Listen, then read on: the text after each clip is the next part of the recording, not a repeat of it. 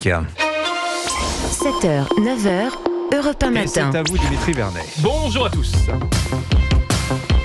Et on file sans plus tarder à la Convention d'intercommunalité de France pour retrouver la ministre de la Transition écologique, Agnès Pannier-Runacher.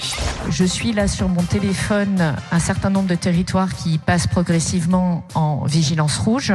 J'envoie des textos un peu affolés et puis en fait je n'arrive plus à suivre. Agnès, complètement paniquée par les alertes pluie, inondations, tellement paniquée qu'elle a pris l'eau quelques heures plus tard sur BFM TV. Nous faisons face à une situation qui est inédite par son ampleur. 600 mm d'eau sur l'Ardèche, c'est du jamais vu de mémoire d'homme.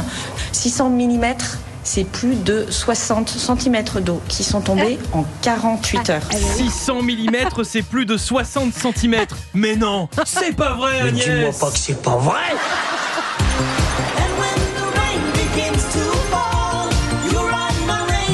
Bon, revenons à notre fameuse Convention d'intercommunalité de France. Chers amis, bienvenue. Ça se déroulait au Havre hier. C'est donc tout logiquement l'ancien Premier ministre et maire de la commune, Édouard Philippe, qui a ouvert le salon. Alors oui, je sais bien que certains d'entre vous ont peut-être vécu cette scène classique du « Où est-ce que tu vas aujourd'hui ?» Je vais au congrès des intercommunalités au Havre. Oui, manifestement, il y en a un ou deux qui l'ont vécu, ça. Ce n'est pas faux, Édouard Philippe. Édouard qui, comme à son habitude, est très à l'aise de micro. Je voudrais vous dire bienvenue au Havre, bienvenue dans cette ville portuaire, bienvenue dans cette ville créée pendant la Renaissance. De fait, le Havre, c'est la ville de la Renaissance. C'est un message qui n'est pas politique que je viens de formuler ici. Est-ce qu'il est drôle ? Bon, c'est de l'humour politique. Des blagounettes et surtout un bon tacle à Michel Barnier. Le défi lié à la capacité d'investissement. Les sous, quoi. D'abord, je voudrais remercier le gouvernement. Très sincèrement. Car grâce au gouvernement, les contrats de Cahors sont en passe de devenir populaires. Oui, c'est un peu de provocation, je sais.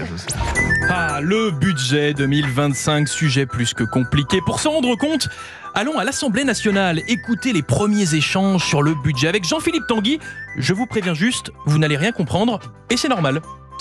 On s'opposera à cette nouvelle taxe, mais je voudrais profiter quand même pour se rendre compte à quel point notre pays est malade de la bureaucratie. Donc il s'agit d'une taxe du CNTC, qui est un sous-comité du CNMLM, qui a fait cette proposition avec l'IGE-DDD et l'IGA, dans le cadre du CEREMA, pour le fonds Barnier prévoyant donc une taxe à la DMTO dans le PLF, qui comprend le FEC, mais dans un plan du SLGICTE, dans le cadre du PPAL de la loi Elan.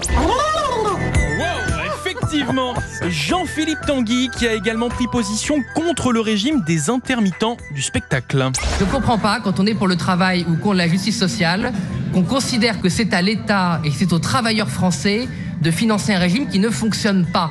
Problème, à la même heure, dans une autre salle de l'Assemblée, une députée RN a dit complètement le contraire. Pour commencer, nous tenons à rappeler que le Rassemblement national défend bien évidemment la culture et la création artistique française, dont le spectacle vivant. Nous ne sommes pas du tout favorables à la fin du statut des intermittents du spectacle. Bon, si même les violons ne s'accordent pas entre les partis, je vous le dis, on n'est pas près d'avoir un budget. Oh, ce diable, toujours de l'argent. Il semble qu'ils n'ont autre chose à dire de l'argent. Eh oui, les sous, c'est très important, ça, les Très sous. important. Merci beaucoup, Dimitri Vernet, votre zapping politique tous les matins sur Europe 1. Dans un instant, l'heure des pros vous souhaite une excellente journée avec Europe 1.